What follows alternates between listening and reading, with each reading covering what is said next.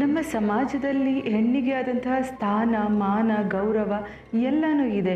ಅಷ್ಟಲ್ಲದೆ ಯಾವುದಾದ್ರೂ ಹೆಣ್ಮಕ್ಳಿಗೆ ತೊಂದರೆ ಆದರೆ ಅಂದರೆ ದೈಹಿಕವಾಗಿ ಅವ್ರಿಗೆ ಟಾರ್ಚರ್ ಮಾಡಿದ್ರೆ, ಮಾನಸಿಕವಾಗಿ ಹಿಂಸೆ ಕೊಟ್ಟರೆ ಹಾಗೂ ಮದುವೆಯಾಗಿ ವರದಕ್ಷಿಣೆ ಕಿರುಕುಳ ಕೊಟ್ಟರೆ ಅದಕ್ಕೆ ಕಾನೂನಿನಲ್ಲಿ ತಕ್ಕ ಶಿಕ್ಷೆ ಇದೆ. ಶಿಕ್ಷೆ ಕೊಡೋದು ಸ್ವಲ್ಪ ಲೇಟ್ ಆದರೂ ಖಂಡಿತ ಶಿಕ್ಷೆ ಆಗೇ ಆಗುತ್ತೆ. ಹೆಣ್ಣಿಗೆ ನಾವು ಅಷ್ಟೊಂದು ಗೌರವವನ್ನು ಕೊಡ್ತೀವಿ. ನಾವು ಒಂದು ಕಡೆ ಗಾದೆಯಲ್ಲಿ ಕೇಳ್ತೀವಿ, ಹೆಣ್ಣೊಂದು ಕಲಿತರೆ ಶಾಲೆ ಒಂದು ತೆರೆದಂತೆ ಅಂತ. ಅಷ್ಟಲ್ಲದೆ ಒಬ್ಬ ಗಂಡಸಿನ ಯಶಸ್ವಿನ ಹಿಂದೆ ಒಂದು ಹೆಣ್ಣಿರ್ತಾಳೆ ಅಂತ. ಆದ್ರೆ ಬರ್ತಾ ಬರ್ತಾ ಈಗ ಒಬ್ಬ ಗಂಡಸಿನ ಸಾವಿನ ಹಿಂದೆ ಒಬ್ಬ ಹೆಂಗಸಿದ್ದಾಳೆ ಅನ್ನೋದು ನಮ್ಮೆಲ್ಲರಿಗೂ ಕಾಣಿಸ್ತಾ ಇದೆ. ನಾನು ಯಾಕೆ ಇವತ್ತು ಈ ವಿಚಾರ ಮಾತಾಡ್ತಿದ್ದೀನಿ ಅಂದ್ರೆ, ನಾನು ಹೇಳ್ತಾ ಇರೋದು ಎಲ್ಲ ಹೆಣ್ಮಕ್ಳ ಬಗ್ಗೆ ಅಲ್ಲ. ಕೆಲವೊಬ್ಬ ಹೆಣ್ಮಕ್ಳು ಇರ್ತಾರೆ, ಅವರು ತಾವು ಮಾಡಿದ್ದೇ ಸರಿ, ತಾವು ಅನ್ಕೊಂಡಿದ್ದೇ ಸರಿ ಅಂತ ತುಂಬಾ ಆಟ ಆಡ್ತಾ ಇರ್ತಾರೆ.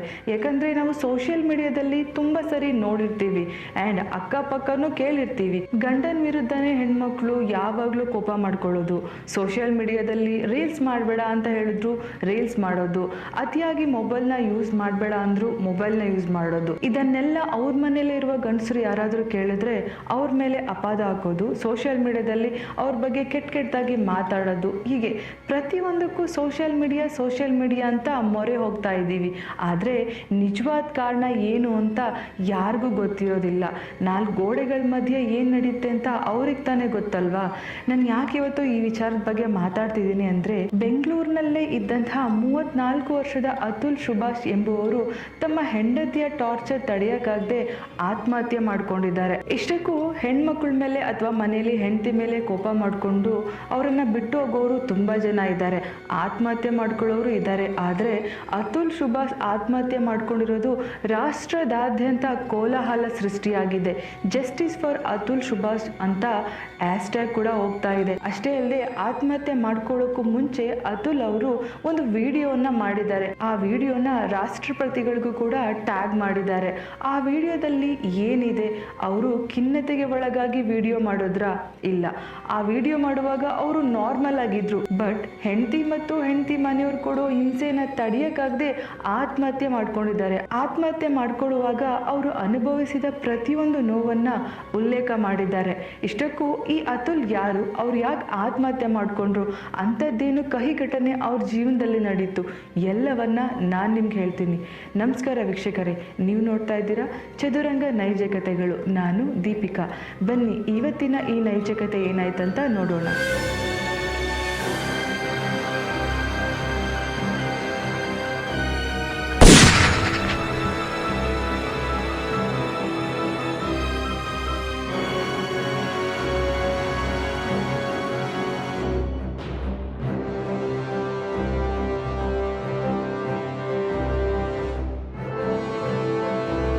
ಬೆಂಗಳೂರಿನ ಮಾರ್ತಹಳ್ಳಿಯಲ್ಲಿ ವಾಸವಾಗಿದ್ದ ಅತುಲ್ ಸುಭಾಷ್ ಅವರು ಆಟೋಮೊಬೈಲ್ ಕಂಪ್ನಿಯಲ್ಲಿ ಡೆಪ್ಯೂಟಿ ಮ್ಯಾನೇಜರ್ ಆಗಿ ಕೆಲಸ ಮಾಡ್ತಾ ಇರ್ತಾರೆ.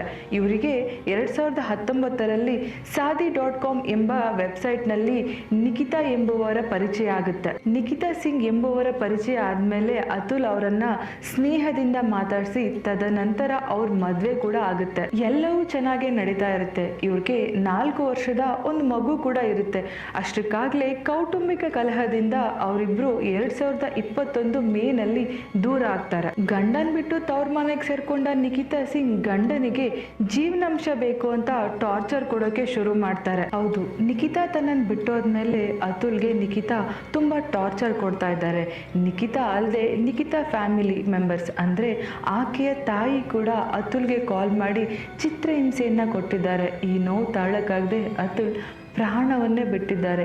ಭೂಮಿಯ ಆಸೆಯನ್ನೇ ತ್ಯಜಿಸಿದ್ದಾರೆ. ಆ ರೀತಿ ಅವರು ಆತ್ಮಹತ್ಯೆ ಮಾಡ್ಕೊಳ್ಳೋಕ್ಕೂ ಮುಂಚೆ ಜಸ್ಟಿಸ್ ಇಸ್ ಡ್ಯೂ ಅಂದ್ರೆ ನ್ಯಾಯ ಇನ್ನ ಬಾಕಿ ಇದೆ ಎಂಬ ವಾಕ್ಯವನ್ನ ಉಲ್ಲೇಖ ಮಾಡಿದ್ದಾರೆ. ಪೊಲೀಸ್ ಪ್ರಕಾರ ಅತುಲ್ ತುಂಬಾ ಪ್ಲಾನ್ ಮಾಡಿನೇ ಜೀವವನ್ನ ಬಿಟ್ಟಿದ್ದಾರೆ. ಅದೇನಂದ್ರೆ ತಾವು ಸತ್ತ ನಂತರ ತಾವು ಏನೇನ್ ಮಾಡಬೇಕು, ತಮಗೆ ಏನೇನ್ ಸಿಗ್ಬೇಕು ಅನ್ನೋದನ್ನ ಒಂದು ಟೈಮ್ ಟೇಬಲ್ ಪ್ರಕಾರ ಉಲ್ಲೇಖ ಮಾಡಿದ್ದಾರೆ. ಜೊತೆಗೆ ಇವ್ರು ಸಾಯೋಕ್ಕೂ ಮುಂಚೆ ಇವ್ರು ಸಾಯುವಾಗ ಬರೆದಂತಹ ಡೆತ್ ನೋಟನ್ನು ಯಾರ್ಯಾರಿಗೆ ಟ್ಯಾಗ್ ಮಾಡಬೇಕು ಅಂದರೆ ಸುಪ್ರೀಂ ಕೋರ್ಟ್, ಹೈಕೋರ್ಟ್, ರಾಷ್ಟ್ರಪತಿಗಳು ಯಾರ್ಯಾರಿಗೆಲ್ಲ ಟ್ಯಾಗ್ ಮಾಡಬೇಕು ಎಂಬುದನ್ನು ಅಲ್ಲಿ ಬರೆದಿಟ್ಟಿದ್ದಾರೆ. ತಾವು ಸತ್ತ ನಂತರ ತಮ್ಮ ಮೊಬೈಲ್ ಯಾರಿಗಾದ್ರೂ ಸಿಕ್ಕಿದ್ರೆ ಅದನ್ನ ಹೇಗ್ ಬಳಕೆ ಮಾಡಬೇಕು ಅಂತ ಫಿಂಗರ್ ಪ್ರಿಂಟ್ಸ್ ಆಗಲಿ, ಪಾಸ್ವರ್ಡ್ ಆಗಲಿ ಎಲ್ಲವನ್ನ ಚೇಂಜ್ ಮಾಡಿದ್ರು. ತಮ್ಮ ಮೇಲ್ ಐಡಿಯನ್ನ ಹೇಗೆ ಉಪಯೋಗಿಸಬೇಕು ಹಾಗೂ ಫಿನಾನ್ಷಿಯಲ್ ಕಮಿಟ್ಮೆಂಟ್ಸ್ ಅನ್ನ ಹೇಗೆ ಭರಿಸಬೇಕು ಎಂಬ ಪ್ರತಿಯೊಂದನ್ನು ಅವರು ಆ ಡೆತ್ ನೋಟ್ ಅಲ್ಲಿ ಬರೆದಿಟ್ಟಿದ್ರು. 24 ಪೇಜಸ್ ಉಳ್ಳ ಮರಣ ಪತ್ರವನ್ನ ಅವರು ಬರೆದಿಟ್ಟಿದ್ದಾರೆ. ಇದು ಡೆತ್ ನೋಟ್ ಅನ್ನೋಕ್ಕಿಂತ ಒಂದು ಡಾಕ್ಯುಮೆಂಟ್ ಅಂತಾನೆ ಹೇಳ್ಬೋದು. ಯಾಕಂದ್ರೆ ಅತುಲ್ ಅಷ್ಟು ನೋವನ್ನ ಅನುಭವಿಸಿದ್ರು. ಇಷ್ಟಕ್ಕೂ ತನ್ನ ಹೆಂಡತಿ ಮಾಡಿದ ಅನ್ಯಾಯಗಳನ್ನ ಸಹಿಸ್ಕೊಳ್ಳೋಕಾಗದೆ ಅವ್ರು ಸತ್ತಿಲ್ಲ ಅಲ್ಲ, ಜೊತೆಗೆ ನಮ್ಮ ಕಾನೂನು ವ್ಯವಸ್ಥೆಯನ್ನ ನೋಡಿ ಅವರು ಬೇಜಾರು ಮಾಡ್ಕೊಂಡಿದ್ದಾರೆ. ಅಷ್ಟಲ್ಲದೆ ಅತುಲ್ ಈ ಪತ್ರವನ್ನ ಸೇವ್ ಇಂಡಿಯನ್ ಫ್ಯಾಮಿಲಿ ಫೌಂಡೇಶನ್ ಎಂಬ NGOಗೂ ಕೂಡ ಶೇರ್ ಮಾಡಿದ್ದಾರೆ. ಅದಲ್ಲದೆ ಬದುಕಿರೋರು ಯಾರು ನಮ್ಮ ಕಾನೂನಿನ ವಿರುದ್ಧ ಮಾತಾಡಬಾರ್ದು, ಆದ್ರೆ ನಾನ್ ಮಾತಾಡ್ತಾ ಇದ್ದೀನಿ. ಯಾಕಂದ್ರೆ ನಾನೀಗ ಹೋಗ್ತಾ ಇದ್ದೀನಿ, ಅಂದ್ರೆ ನಾನೀಗ ಈ ಭೂಮಿಯನ್ನ ಬಿಟ್ಟು ಹೋಗ್ತಾ ಇದ್ದೀನಿ. ಹಾಗಾಗಿ ನಮ್ಮ ಕಾನೂನು ವ್ಯವಸ್ಥೆಯ ಬಗ್ಗೆ ನಾನು ಮಾತಾಡ್ಬೋದು. ಕಾನೂನು ವ್ಯವಸ್ಥೆಯಲ್ಲಿ ನನಗೆ ಎಷ್ಟು ಮೋಸ ಆಯಿತು, ನ್ಯಾಯ ಹುಡ್ಕೊಂಡು ಹೋದ ನನಗೆ ಏನು ಅನ್ಯಾಯ ಆಯಿತು ಅಂತ ನಾನು ಮಾತಾಡ್ತಾ ಇದ್ದೀನಿ ಅಂತ ಹೇಳಿದ್ದಾರೆ. ಅಷ್ಟಲ್ಲದೆ ನಮ್ಮ ದೇಶದ ರಾಷ್ಟ್ರಪತಿ ದ್ರೌಪದಿ ಮುರ್ಮು ಹಾಗೂ ಹೈಕೋರ್ಟ್, ಸುಪ್ರೀಂ ಕೋರ್ಟ್ ಈ ತರ ಅನೇಕ ಗ್ರೂಪ್ಸ್ಗೆ ಶೇರ್ ಮಾಡಿದ್ದಾರೆ. ತಮ್ಮ ಫ್ರೆಂಡ್ಸ್ಗೂ ಕೂಡ ಶೇರ್ ಮಾಡಿದ್ದಾರೆ. ಎಷ್ಟು ನೋವಿನಿಂದ ಆ ವಿಷಯವನ್ನ ಶೇರ್ ಮಾಡಿದ್ದಾರೆ ಅಂದ್ರೆ 1.5 ಗಂಟೆ ಇರುವಂತಹ ಒಂದು ವಿಡಿಯೋ ರೆಕಾರ್ಡಿಂಗ್ ಕೂಡ ಅವರು ಮಾಡಿದ್ದಾರೆ. ಅತುಲ್ ತುಂಬಾ ವಿಷಯಕ್ಕೆ ನೋವನ್ನ ಅನುಭವಿಸಿದ್ದಾರೆ. ಅದರಲ್ಲಿ ಪ್ರಮುಖವಾಗಿ ಅವ್ರ ಅತ್ತೆ ಮಾವ ಒಂದು ಬಿಸ್ನೆಸ್ ಶುರು ಮಾಡಿದ್ರು. ಅದಕ್ಕೆ ಅತುಲ್ 15 ಲಕ್ಷ ರೂಪಾಯಿ ಕೊಟ್ಟು ಸಹಾಯ ಮಾಡಿದ್ರು. ಅದನ್ನು ನಿಖಿತಾ ಮೂಲಕನೇ ಅವರಮ್ಮ ಪಡ್ಕೊಂಡಿದ್ರು. ಆದ್ರೆ ಅವರತ್ತೆ ಅದನ್ನ ಬಿಸ್ನೆಸ್ಗೆ ಉಪಯೋಗಿಸದೆ 1 ಕೋಟಿ ರೂಪಾಯಿ ಪ್ರಮಾಣದ ಮನೆ ಒಂದನ್ನ ಪರ್ಚೇಸ್ ಮಾಡೋಕ್ಕೆ ಮುಂದಾಗಿದ್ರು. ಇದು ಹೇಗೋ ಅತುಲ್ ಗೊತ್ತಾಗಿದೆ. ಅದಾದ್ಮೇಲೆ ಅತುಲ್ ನಿಖಿತಾನ ಪ್ರಶ್ನೆ ಮಾಡಿದ್ದಾರೆ. ನಾನು ಕೊಟ್ಟಿರೋ 15 ಲಕ್ಷ ರೂಪಾಯಿನ ವಾಪಸ್ ತಂದ್ಕೊಡು ಅಂತ ಕೇಳಿದ್ದಾರೆ. ಅದಕ್ಕೆ ಅತುಲ್ ಅತ್ತೆ ಅಂದ್ರೆ ನಿಖಿತಾ ಅಮ್ಮ 1.5 ಲಕ್ಷ ರೂಪಾಯಿ ಕೊಟ್ಟು ಬಾಕಿ ಅಮೌಂಟ್ ಅನ್ನ ನಿಖಿತಾ ಸ್ಯಾಲರಿಯಲ್ಲಿ ಕಟ್ ಮಾಡ್ಕೊಳ್ಳಿ ಅಂತ ಹೇಳಿದಾಳೆ. ಅತುಲ್ಗೆ ಈ ರೀತಿ ಸಹಾಯ ಮಾಡುವ ಮನಸ್ಥಿತಿ ಇದ್ದಿದ್ರಿಂದಾನೇ ಅದನ್ನ ಅಡ್ವಾಂಟೇಜ್ ಆಗಿ ತಗೊಂಡ ನಿಖಿತಾ ಮತ್ತು ಅವರಮ್ಮ ಅತುಲ್ಗೆ ವಿವಿಧ ರೀತಿಯ ಟಾರ್ಚರ್ ಕೊಡೋಕೆ ಶುರು ಮಾಡ್ತಾರೆ. ಭ್ರಷ್ಟಾಚಾರವನ್ನ ಏರ್ತಾರೆ. ಅಷ್ಟೇ ಅಲ್ಲದೆ ನಿಖಿತಾ ತಮ್ಮ ನಾನು ಬೆಂಗಳೂರಿಗೆ ಬರ್ತೀನಿ, ಅಲ್ಲಿ ಕ್ಲೌಡ್ ಕಿಚನ್ ಎಂಬ ಒಂದು ರೆಸ್ಟೋರೆಂಟ್ ಅನ್ನ ಓಪನ್ ಮಾಡ್ತೀನಿ, ಅದಕ್ಕೆ ನೀವು ಇನ್ವೆಸ್ಟ್ ಮಾಡ್ಬೇಕಂತ ಅತುಲ್ಗೆ ಡಿಮ್ಯಾಂಡ್ ಹೇಳಿರ್ತಾರೆ. ಅಷ್ಟೇ ಅಲ್ಲದೆ ನಾನು ಬೆಂಗಳೂರಿಗೆ ಬಂದ್ಮೇಲೆ ನಿಮ್ಮ ಮನೇಲೆ ಉಳ್ಕೋತೀನಿ ಅಂತ ಹೇಳಿರ್ತಾರೆ. ಆದ್ರೆ ಅತುಲ್ಗೆ ಇದು ಇಷ್ಟ ಇರಲ್ಲ. ಹೇಗೆ ನಾನು ಇದನ್ನೆಲ್ಲ ಬರ್ಸ್ಲಿ, ಇವರಿಗೆಲ್ಲ ಇನ್ವೆಸ್ಟ್ಮೆಂಟ್ ನಾನು ಎಲ್ಲಿಂದ ತರಬೇಕು ಅಂತ ತುಂಬಾ ಖಿನ್ನತೆಗೆ ಒಳಗಾಗಿರ್ತಾರೆ ಅತುಲ್. ಮತ್ತೆ ಅತುಲ್ ನಿನ್ನ ಅಮ್ಮ ಹತ್ರ ಕೊಟ್ಟಿರುವಂತಹ 15 ಲಕ್ಷ ರೂಪಾಯಿನ ವಾಪಸ್ ಕೊಡು ಅಂದಾಗ ನಿಖಿತಾ ಅತುಲ್ ಜೊತೆ ಜಗಳ ಮಾಡ್ಕೊಂಡು ಮನೆ ಬಿಟ್ಟು ಹೋಗಿರ್ತಾರೆ. ಅಷ್ಟೇ ಅಲ್ಲದೆ ನಿಖಿತಾ ಮನೆ ಬಿಟ್ಟು ಹೋಗೋಕ್ಕೂ ಮುಂಚೆ ಅತುಲ್ ನಿಖಿತಾಗೂ ಕೂಡ 20 ಲಕ್ಷ ರೂಪಾಯಿನ ಕೊಟ್ಟಿದ್ರು ಅಂತ ಅವ್ರ ಡೆತ್ ನೋಟ್ ಅಲ್ಲಿ ಉಲ್ಲೇಖ ಮಾಡಿದ್ದಾರೆ. ಈ ರೀತಿ ಆಗಾಗ ಮನೇಲಿ ಜಗಳ ಆಗ್ತಾ ಇರುತ್ತೆ. ಮನಃಶಾಂತಿ ಇಲ್ಲದೆ ಅತುಲ್ ದಿನ ಒದ್ದಾಡ್ತಾ ಇರ್ತಾರೆ. ನಿಖಿತಾಗೆ ಎಷ್ಟೇ ಸಮಾಧಾನ ಮಾಡಿದ್ರು ಅವರು ಸಮಾಧಾನ ಮಾಡ್ಕೊಂಡೇ ಇರೋದಿಲ್ಲ. ಯಾಕಂದ್ರೆ ನಿಖಿತಾಗೆ ಅವರಮ್ಮ ಹೇಳಿದ್ದೆ ವೇದ ವಾಕ್ಯ ಆಗಿರುತ್ತೆ. ಗಂಡ ಹೆಂಡತಿ ಮಧ್ಯೆ ಮೂರನೇವ್ರು ಯಾರಾದ್ರೂ ಬಂದ್ರೆ ಈ ತರ ಸಮಸ್ಯೆ ಆಗೋದು. ಮಗಳು ಅಳಿಯನ್ ಜೊತೆ ಆರಾಮಾಗಿ ಸುಖವಾಗಿರ್ಲಿ ಅಂತ ಬಯಸೋರ್ ಮಧ್ಯೆ ನಿಖಿತಾ ಅಮ್ಮ ತನ್ನ ಅಳಿಯನ್ ಕೈಯಲ್ಲಿ ಎಷ್ಟಾಗುತ್ತೋ ಅಷ್ಟು ದೋಚ್ಕೋಬೇಕಂತ ದುರಾಸೆಗೆ ಬೀಳ್ತಾರೆ. ಈ ರೀತಿ ಜಗಳ ಆಗ್ತಾ ಇರುವಾಗಲೇ ನಿಖಿತಾ ಮನೆ ಬಿಟ್ಟು ಹೋಗೋ ನಿರ್ಧಾರ ಮಾಡ್ತಾರೆ. ಹೋಗುವಾಗ ಡಿವೋರ್ಸ್ ಪೇಪರ್ಗೆ ಸೈನ್ ಕೂಡ ಹಾಕೋಗಿರ್ತಾರೆ. ಅತುಲ್ನ ಬಿಟ್ಟು ನಿಖಿತಾ ತನ್ನ ತಾಯಿ ಮನೆಗೆ ಹೋದಾಗ ಸುಮ್ಮನೆ ಇರಲ್ಲ.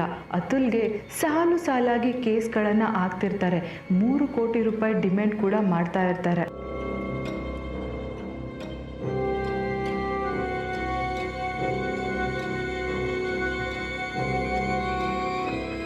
ಕೊಲೆ ಯತ್ನ, ದೌರ್ಜನ್ಯ ಮತ್ತು ನನಗೆ ಮಾನಸಿಕವಾಗಿ ಹಿಂಸೆ ಮಾಡ್ತಾ ಇದ್ದಾರೆ, ನನ್ನ ಮೇಲೆ ಅತ್ಯಾಚಾರ ಮಾಡ್ತಾರೆ ಅಂತ ಅತುಲ್ ಮೇಲೆ ನಿಖಿತಾ ಸಿಕ್ಕಾಪಟ್ಟೆ ಕೇಸ್ಗಳನ್ನ ಹಾಕಿರ್ತಾರೆ. ಇದರ ಜೊತೆ ನಿಖಿತಾ ಅತುಲ್ ಅಲ್ಲದೆ ಅತುಲ್ ಫ್ಯಾಮಿಲಿಯನ್ನು ಕೂಡ ಟಾರ್ಗೆಟ್ ಮಾಡ್ತಾರೆ. ಫ್ಯಾಮಿಲಿ ಮೆಂಬರ್ಸ್ ಮೇಲೂ ಕೂಡ ಇಲ್ಲದೆ ಇರುವಂತಹ ಕೇಸ್ಗಳನ್ನ ಹಾಕ್ತಾರೆ. ಇದ್ರ ಜೊತೆಗೆ ತಿಂಗಳಿಗೆ 2 ಲಕ್ಷ ರೂಪಾಯಿ ಜೀವನಾಂಶ ಬೇಕು ಅಂತ ಅತುಲ್ ಮೇಲೆ ಕೇಸ್ ಹಾಕಿರ್ತಾರೆ. ಈ ಜೀವನಾಂಶ ಏನಂದ್ರೆ ನಿಮ್ಮೆಲ್ರಿಗೂ ಗೊತ್ತಿರೋ ಹಾಗೆ ಆರ್ಥಿಕವಾಗಿ ಯಾರು ಪ್ರಬಲರಾಗಿರ್ತಾರೋ, ಅಂದರೆ ಗಂಡ ಹೆಂಡತಿಯಲ್ಲಿ ಯಾರು ಆರ್ಥಿಕವಾಗಿ ಪ್ರಬಲರಾಗಿರ್ತಾರೋ ಅವರು ಅಪೋಸಿಟ್ ಪಾರ್ಟಿಗೆ ಜೀವನಾಂಶ ಕೊಡಬೇಕು. ಇಫ್ ಇನ್ ಕೇಸ್ ಹೆಂಡತಿ ಸ್ಟ್ರಾಂಗ್ ಆಗಿದ್ದು ಗಂಡ ಏನಾದರೂ ಲಾಸಲ್ಲಿದ್ದರೆ ಗಂಡ ಹೆಂಡತಿ ಮೇಲೆ ಜೀವನಾಂಶದ ಕೇಸ್ ಹಾಕಿರ್ಬೋದು. ಆದರೆ ಕೇಸ್ ಹಾಕುವಾಗ ಅವ್ರ ಕಡೆ ಸಾಕ್ಷಿ ಇರಬೇಕು. ಇಲ್ಲ ಅಂದರೆ ಗಂಡ ಸ್ಟ್ರಾಂಗ್ ಆಗಿ ಹೆಂಡತಿ ವೀಕ್ ಇದ್ದರೆ ಹೆಂಡತಿ ಜೀವನಾಂಶವನ್ನು ಹಾಕ್ಬೋದು ಕೋರ್ಟಿಗೆ.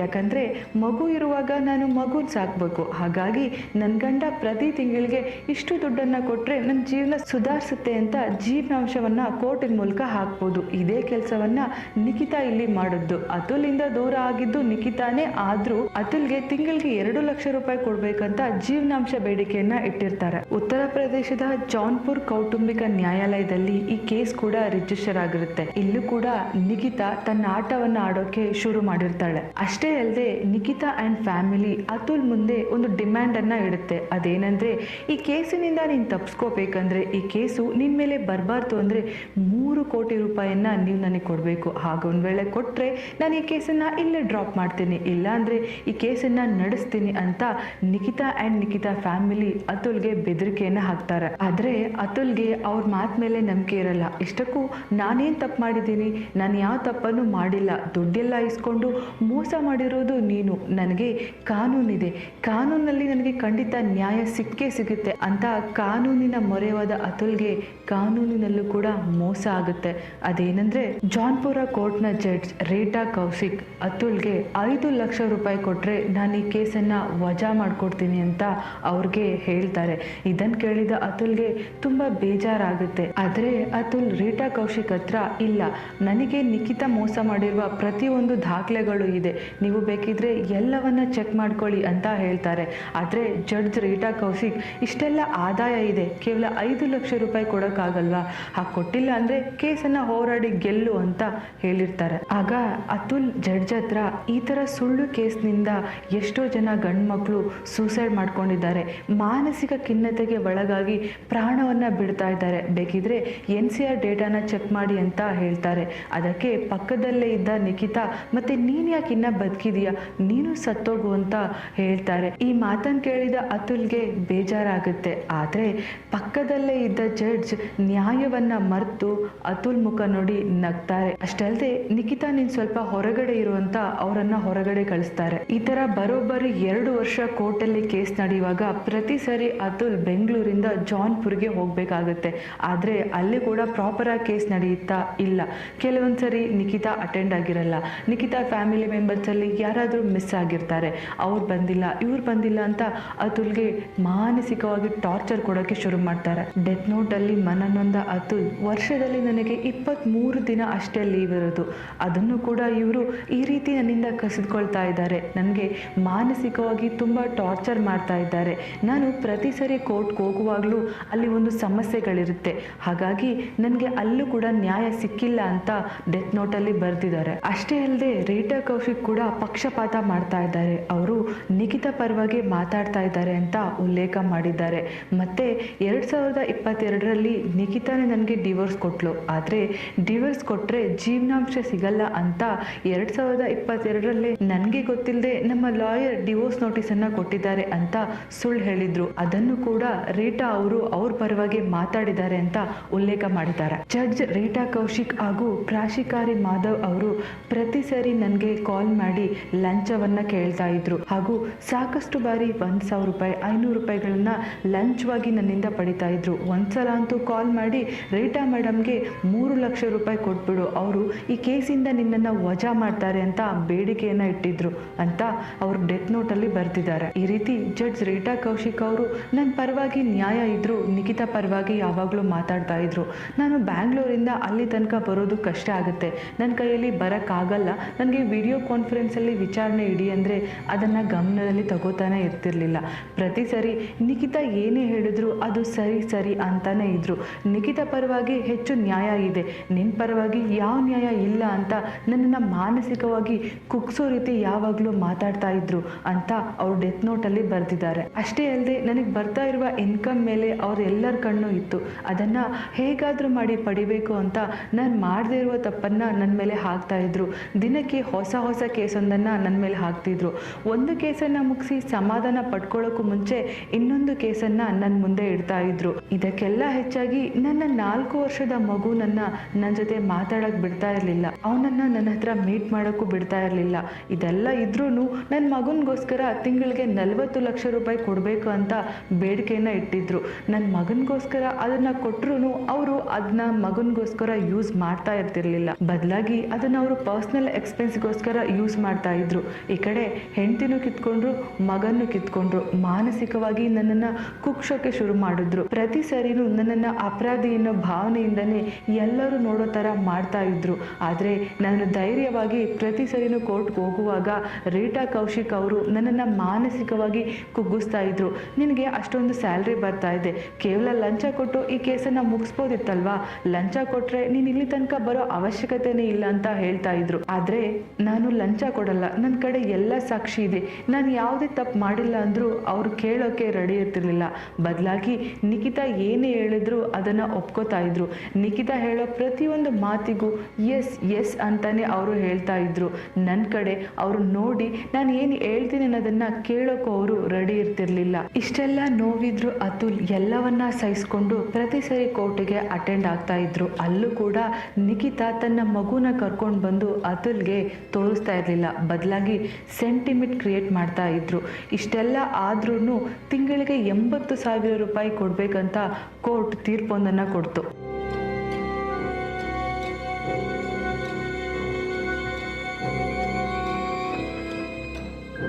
ಆದರೆ ನನ್ನ ಮನಸ್ಸು ಇದ್ಯಾವುದನ್ನು ಒಪ್ಕೊಳ್ಳೋಕ್ಕೆ ರೆಡಿ ಇಲ್ಲ. ಬಿಕಾಸ್ ನಮ್ಮ ಕಾನೂನು ತಪ್ಪು ಮಾಡಿರೋರಿಗೆ ಸರಿ ಅಂತ ಹೇಳ್ತಾ ಇದೆ.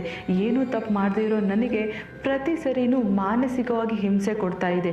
ಕಾನೂನಿನಲ್ಲಿ ನಾನು ನ್ಯಾಯ ಹುಡ್ಕೊಂಡು ಹೋದ್ರೆ ನನಗೆ ಅನ್ಯಾಯ ಆಗಿದೆ. ಅನ್ಯಾಯ ಮಾಡಿದವ್ರಿಗೆ ನ್ಯಾಯ ಕೊಡಿಸಿ ನ್ಯಾಯ ಹುಡ್ಕೊಂಡು ಹೋದ ನನಗೆ ಸಾವನ್ನೇ ನನ್ನ ಮುಂದೆ ತರಿಸಿದ್ದಾರೆ. ಹಾಗಾಗಿ ಈ ಕಾನೂನು ಮೇಲೆ ನನಗೆ ಬಹಳ ಕೋಪ ಇದೆ ಅಂತ ಅಳಲ್ ತೊಡ್ಕೋತಾ ಅತುಲ್ ತಮ್ಮ ಡೆತ್ ನೋಟಲ್ಲಿ ಬರ್ಕೊಂಡಿದ್ದಾರೆ. ಈ ಥರ ಇದ್ರೆ ನನ್ನ ಹೆಂಡತಿ ನನ್ನನ್ನು ಸುಮ್ಮನೆ ಬಿಡಲ್ಲ. ಪ್ರತಿ ಸರಿ ನನ್ನ ಮೇಲೆ ಸುಳ್ಳು ಸುಳ್ಳು ಕೇಸನ್ನ ಹಾಕ್ತಾ ಇರ್ತಾರೆ. ಅಷ್ಟಲ್ಲದೆ ನ್ಯಾಯಾಧೀಶರೇ ಭ್ರಷ್ಟಾಚಾರಕ್ಕೆ ಸೈ ಎಂದಾಗ ನನಗೆ ನ್ಯಾಯ ಸಿಗುತ್ತೆ, ನಾನು ಕೋರ್ಟಿಗೆ ಹೋದ್ರೂ ನನಗೆ ನ್ಯಾಯ ಸಿಗಲ್ಲ, ಎಲ್ಲಿಗೆ ಹೋದ್ರೂ ನನಗೆ ನ್ಯಾಯ ಸಿಗಲ್ಲ ಅಂತ ನನ್ನ ಮನಸ್ಸು ಕೂಗಿ ಕೂಗಿ ಹೇಳ್ತಾ ಇದೆ ಅಂತ ಪ್ರತಿಯೊಂದು ಅಕ್ಷರವನ್ನ ನೋವಿನಿಂದ ಬರ್ಕೊಂಡಿದ್ದಾರೆ. ನನಗೆ ಜೀವನದಲ್ಲಿ ತುಂಬಾ ನೋವಿದೆ, ಬದುಕೋಕೆ ಯಾವ ಆಸೆನೂ ಇಲ್ಲ. ನನ್ನ ಮಗನನ್ನು ಕೂಡ 3 ವರ್ಷದಿಂದ ಅವರು ನೋಡೋಕ್ ಬಿಟ್ಟಿಲ್ಲ, ವಿಡಿಯೋ ಕಾಲಲ್ಲೂ ಮಾತಾಡೋಕೆ ಬಿಟ್ಟಿಲ್ಲ. ನಿಖಿತಾನ shaadi.com ಅಲ್ಲಿ ನೋಡಿ ಮದುವೆ ಆದ್ರೂ ಅವಳನ್ನು ನಾನು ತುಂಬ ಪ್ರೀತಿಸಿದ್ದೆ. ಆದರೆ ಅವಳು ಅವ್ರ ಅಮ್ಮನ ಮಾತು ಕೇಳಿ ನನ್ನ ವಿರುದ್ಧನೇ ಸುಳ್ಳು ಸುಳ್ಳು ಸಾಲಾಗಿ ಕಂಪ್ಲೇಂಟ್ ಕೊಡೋಕ್ಕೆ ಶುರು ಮಾಡಿದ್ದಾಳೆ. ಹಾಗಾಗಿ ಇನ್ನು ಮುಂದೆ ನನಗೆ ಹೋರಾಡೋ ಶಕ್ತಿ ಇಲ್ಲ. ನನ್ನ ದುಡ್ಡಿಂದನೇ ನನ್ನ ಕುಟುಂಬದ ವಿರುದ್ಧ ಹೋರಾಡುವಂಥ ಶಕ್ತಿ ನನಗಿಲ್ಲ. ಸೊ ನನಗೂ ಈ ಭೂಮಿಗೂ ಈ ಋಣ ತೀರೋಗಿದೆ. ಈ ಋಣ ತೀರೋಕ್ಕೂ ಮುಂಚೆ ನಮ್ಮ ನ್ಯಾಯಾಂಗದ ವ್ಯವಸ್ಥೆಯ ಬಗ್ಗೆ ನನಗೆ ಅಸಮಾಧಾನ ಇದೆ ಅಂತ ಹೇಳಿ ಸೂಸೈಡ್ ಮಾಡ್ಕೊಂಡಿದ್ದಾರೆ. ಅಷ್ಟಲ್ಲದೆ ಅತುಲ್ ತಮ್ಮ ಕೆಲವೊಂದು ಆಸೆಗಳನ್ನು ಕೂಡ ಅವ್ರ ಡೆತ್ ನೋಟಲ್ಲಿ ಬರೆದಿದ್ದಾರೆ. ಅದೇನೆಂದರೆ, ಉತ್ತರ ಪ್ರದೇಶದ ಕೋರ್ಟ್ ಮೇಲೆ ನನಗೆ ಯಾವುದೇ ನಂಬಿಕೆ ಇಲ್ಲ. ನನ್ನೆಲ್ಲ ಕೇಸ್ ಕರ್ನಾಟಕಕ್ಕೆ ಬರಬೇಕು. ನನ್ನ ಕೇಸ್ ನಾನು ಸತ್ ಮೇಲೆ ವಿಚಾರಣೆಗೆ ಬಂದಾಗ ಅದು ಲೈವಲ್ಲಿ ನಡಿಬೇಕು. ನಮ್ಮ ಕಾನೂನು ವ್ಯವಸ್ಥೆ ಹೇಗಿದೆ ಅಂತ ಎಲ್ರಿಗೂ ಗೊತ್ತಾಗಬೇಕು. ಅಷ್ಟೇ ಅಲ್ಲದೆ ಮಹಿಳೆಯರು ಹೇಗೆ ಗಂಡಸಿನ ಮೇಲೆ ದಬ್ಬಾಳಿಕೆಯನ್ನ ಮಾಡ್ತಾರೆ ಅಂತ ಎಲ್ರಿಗೂ ಗೊತ್ತಾಗಬೇಕು. ಹಾಗೂ ನಾನು ಸತ್ತಾಗ ನನ್ನ ಮುಖವನ್ನ ನಿಖಿತಾ ಮತ್ತು ಫ್ಯಾಮಿಲಿ ಯಾರು ನೋಡೋಕೆ ಅನುಮತಿ ಕೊಡಬಾರ್ದು. ಹಾಗೂ ನನ್ನ ಪುಟ್ಟ ಮಗನನ್ನ ಒಳ್ಳೆ ವ್ಯಕ್ತಿಗಳ ಹತ್ರ ಬಿಟ್ಟು ಅವನನ್ನ ಬೆಳೆಸ್ಬೇಕು, ಮುಂದೆ ಅವನಿಗೆ ಒಳ್ಳೆ ಭವಿಷ್ಯವನ್ನ ಕೊಡಬೇಕು ಅಂತ ಹೇಳಿದ್ದಾರೆ. ಈಗ ಬ್ಯಾಂಗ್ಳೂರ್ ಪೊಲೀಸ್ ನಿಖಿತಾ ಅಂಡ್ ನಿಖಿತಾ ಅಮ್ಮ ಹಾಗೂ ಆಕೆಯ ಬ್ರದರ್ ಮೇಲೆ FIR ಕೂಡ ರಿಜಿಸ್ಟರ್ ಮಾಡಿದ್ದಾರೆ. ಸೋಷಿಯಲ್ ಮೀಡಿಯಾದಲ್ಲಿ ಜಸ್ಟಿಸ್ ಫಾರ್ ಅತುಲ್ ಹಾಗೂ ಜಸ್ಟಿಸ್ ಈಸ್ ಡ್ಯೂ ಅಂತ ಅಭಿಯಾನ ಕೂಡ ಮಾಡ್ತಾ ಇದ್ದಾರೆ. ಅಷ್ಟೇ ಅಲ್ಲದೆ ಅತುಲ್ನ ಈ ಕೇಸ್ಗೆ ಸುಪ್ರೀಂ ಕೋರ್ಟ್ ಕೂಡ ಎಂಟ್ರಿ ಆಗಿದೆ. ಸೊ ನಮ್ಮ ಕಾನೂನು ವ್ಯವಸ್ಥೆ ಎಷ್ಟೊಂದು ಬದಲಾಗಿದೆ ಅಂದರೆ, ಹೆಣ್ಮಕ್ಳಿಗೆ ಏನಾದರೂ ಹಿಂಸೆ ಆದರೆ ಅದಕ್ಕೆ ಶಿಕ್ಷೆ ಆಗೇ ಆಗುತ್ತೆ ಅನ್ನೋದಾದರೆ, ಗಂಡು ಮಕ್ಕಳ ಮೇಲೆ ಈ ಥರ ದಬ್ಬಾಳಿಕೆ ಮಾಡೋ ಹೆಂಗಸರಿಗೆ ಏನು ಮಾಡಬೇಕು? ಕ್ಷುಲ್ಲಕ ಕಾರಣಗಳಿಂದಾಗಿ ಮನಸ್ತಾಪ ಮಾಡಿಕೊಂಡು ತಂದೆ ತಾಯಿ ಮನೆಗೆ ಹೋಗಿ ಕೂತ್ಕೊಂಡು ಅಲ್ಲಿ ಅಮ್ಮ ಹೇಳೋ ಮಾತನ್ನ ಕೇಳಿ ಗಂಡ ಮಕ್ಕಳನ್ನ ನಿಷ್ಠೂರವಾಗಿ ನಡ್ಸ್ಕೊಳ್ಳೋದು ಅದೆಷ್ಟು ಸರಿ ಇರುತ್ತೆ? ಅದು ನಿಜವಾಗ್ಲೂ ದುರಾದೃಷ್ಟ ಅಂತಾನೆ ಹೇಳ್ಬೋದು. ಯಾಕಂದ್ರೆ ಪ್ರತಿ ಕ್ಷಣನೂ ಅವರು ತನ್ನ ಕುಟುಂಬದವರಿಗಾಗಿ ಕೆಲಸ ಮಾಡ್ತಾ ಇದ್ರು. ಆದರೆ ಅವರ ಹೆಂಡತಿ ಅವರಿಗೆ ಸಪೋರ್ಟಿವ್ ಆಗಿ ಎಂದು ನಿಲ್ಲೇ ಇಲ್ಲ. ಬದಲಾಗಿ ಸಣ್ಣ ಪುಟ್ಟ ವಿಷಯಕ್ಕೂ ಜಗಳ ಮಾಡಿಕೊಂಡು ತಾಯಿ ಮನೆಗೆ ಹೋಗಿ ಕೂತ್ಕೊಂಡು ಅಲ್ಲಿ ಗಂಡನಿಗೆ ಟಾರ್ಚರ್ ಮಾಡ್ತಾ ಇದ್ಲು. ಪ್ರತಿಯೊಂದು ಸರಿನೂ ಗಂಡನಿಗೆ ಹಣದ ಬೇಡಿಕೆಯನ್ನ ಇಡ್ತಿದ್ರು. ಅಷ್ಟಲ್ಲದೆ ಗಂಡ ನನಗೆ ಟಾರ್ಚರ್ ಮಾಡ್ತಾ ಇದ್ದಾನೆ, ಹಿಂಸೆ ಕೊಡ್ತಾ ಇದ್ದಾನೆ, ವರದಕ್ಷಿಣೆ ಕಿರುಕುಳ ಕೊಡ್ತಾ ಇದ್ದಾನೆ ಅಂತ ಹಿಂಸೆ ಮಾಡಿನೇ ತನ್ನ ಸೌಭಾಗ್ಯವನ್ನ ತಾನು ಕಳ್ಕೊಬಿಟ್ಲು. ಅದೇನೇ ಆದರೂ ಅತುಲ್ ಈ ರೀತಿ ನಿರ್ಧಾರ ತಗೊಂಡಿದ್ದು ಅದೆಷ್ಟು ಸರಿ ಇದೆಯೋ ಇಲ್ವೋ ಗೊತ್ತಿಲ್ಲ. ಆದರೆ ಸಾಯೋಕ್ಕೂ ಮುಂಚೆ ಅತುಲ್ ಸ್ವಲ್ಪ ಯೋಚನೆ ಮಾಡಬೇಕಾಗಿತ್ತು. ಯಾಕಂದರೆ ಹೌದು, ಅವ್ರಿಗೆ ಉತ್ತರ ಪ್ರದೇಶದಲ್ಲಿ ನ್ಯಾಯ ಸಿಕ್ಕಿಲ್ಲ ಅಂದರೆ ನಮ್ಮ ಬೆಂಗಳೂರಿನ ಕೋರ್ಟಿಗೆ ಮೊರೆ ಹೋಗ್ಬೋದಿತ್ತು. ಅಲ್ಲಾದರೂ ಅವ್ರಿಗೆ ನ್ಯಾಯ ಸಿಕ್ತಿತ್ತೋ ಏನೋ. ಬದಲಾಗಿ ಅವರು ನಿರ್ಧಾರವನ್ನೇ ಬದಲಿಸಿ ತಮ್ಮ ಪ್ರಾಣವನ್ನೇ ಕಳ್ಕೊಂಡ್ರು. ತಮ್ಮ 4 ವರ್ಷದ ಮಗುನನ್ನು ಅವ್ರು ನೆನೆಸ್ಕೊಳ್ಳಿಲ್ಲ. ಕೊನೆಗೆ ಅತುಲ್ ಅಪ್ಪ ಅಮ್ಮನ ಗತಿ ಏನಂತ ಅವ್ರು ಯೋಚನೆ ಮಾಡಲಿಲ್ಲ. ಸಾವು ಇಲ್ಲಿ ತಪ್ಪು ಅಂತ ನಾನು ಹೇಳ್ತಾ ಇಲ್ಲ, ಆದರೆ ಅತುಲ್ ಬದುಕಿದ್ದು ಜಯಿಸ್ಬೇಕಾಗಿತ್ತು. ಕೊನೆಯದಾಗಿ ಹೇಳೋದು ಒಂದೇ ಮಾತು, ಯಾರೇ ಆಗಲಿ ಏನೇ ಆಗಲಿ ಸಂಬಂಧಗಳಿಗೆ ಬೆಲೆ ಕೊಡಬೇಕು. ಎಲ್ಲಿ ಸಂಬಂಧಕ್ಕೆ ಬೆಲೆ ಇರುತ್ತೋ ಅಲ್ಲಿ ಜಗಳ, ಮನಸ್ತಾಪ, ಕಲಹ ಯಾವುದು ಬರಲ್ಲ. ಕ್ಷುಲ್ಲಕ ಕಾರಣಗಳಿಗಾಗಿ ಪ್ರತಿದಿನ ಜಗಳ ಮಾಡಿಕೊಂಡು ಕೋರ್ಟಿನ ಕಟಕಟ ಏರಿ ಡಿವೋರ್ಸ್ನ ಮೊರೆ ಹೋಗುವಂತಹ ಗಂಡ ಹೆಂಡತಿ ಎಲ್ಲರೂ ಒಂದು ಕ್ಷಣ ಹಿಂದೆ ತಿರುಗಿ ನೋಡಿ ತಮ್ಮ ಸಾಂಸಾರಿಕ ಜೀವನ ಯಾರಿಂದ ಹಾಳಾಯಿತು, ಹೇಗೆ ಹಾಳಾಯಿತು ಅನ್ನೋದನ್ನು ಯೋಚನೆ ಮಾಡಬೇಕಾಗುತ್ತೆ. ಮುಂದೆ ತಮ್ಮ ಪೀಳಿಗೆಗೆ ನಾವೇನು ಹೇಳ್ಕೊಡ್ಬೇಕು ಅನ್ನೋದನ್ನು ಗಮನದಲ್ಲಿಟ್ಕೋಬೇಕಾಗತ್ತೆ. ಈಗ ಬಡವಾಗಿದ್ದು ಮಾತ್ರ ಅತುಲ್ನ 4 ವರ್ಷದ ಮಗು, ಹಾಗೆ ಅತುಲ್ ತಂದೆ ತಾಯಿ, ಫ್ಯಾಮಿಲಿ ಮೆಂಬರ್ಸ್. ಅತುಲ್ ಈಗ ಸತ್ತೋಗಿದ್ದಾರೆ, ಆದರೆ ಅವರಿಗೆ ನ್ಯಾಯ ಖಂಡಿತವಾಗ್ಲೂ ಸಿಗಲೇಬೇಕು. ಅವರು ತಮ್ಮ ಡೆತ್ ನೋಟಲ್ಲಿ ಏನೆಲ್ಲ ಬರೆದಿದ್ರು ಅದೆಲ್ಲ ನಿಜವಾಗಿ ನಡಿಬೇಕು. ಗಂಡ್ಮಕ್ಳ ಮೇಲೆ ಸುಮ್ಮನೆ ಈ ರೀತಿ ಅಪವಾದ ಹೊರಿಸೋ ಪ್ರತಿಯೊಂದು ಹೆಣ್ಮಕ್ಳಿಗೂ ನಮ್ಮ ಕಾನೂನು ವ್ಯವಸ್ಥೆಯ ಅಡಿಯಲ್ಲಿ ಶಿಕ್ಷೆ ಆಗಲೇಬೇಕು. ಹೆಣ್ಮಕ್ಳಿಗೆ ಕಾನೂನಿನಲ್ಲಿ ಸಮಪಾಲಿದೆ, ಹೆಣ್ಮಕ್ಳಿಗೆ ಕಾನೂನಿನಲ್ಲಿ ಎಲ್ಲ ರೀತಿ ವ್ಯವಸ್ಥೆ ಇದೆ. ಅದನ್ನೇ ಅಡ್ವಾಂಟೇಜ್ ಆಗಿ ತಗೊಂಡು ಗಂಡನ ಮೇಲೆ ಇಲ್ಲದ ಸಲ್ಲದ ಆರೋಪಗಳನ್ನ ಹೊರಿಸುವ ಪ್ರತಿಯೊಂದು ಹೆಣ್ಣಿಗೂ ಶಿಕ್ಷೆ ಆಗಲೇಬೇಕು.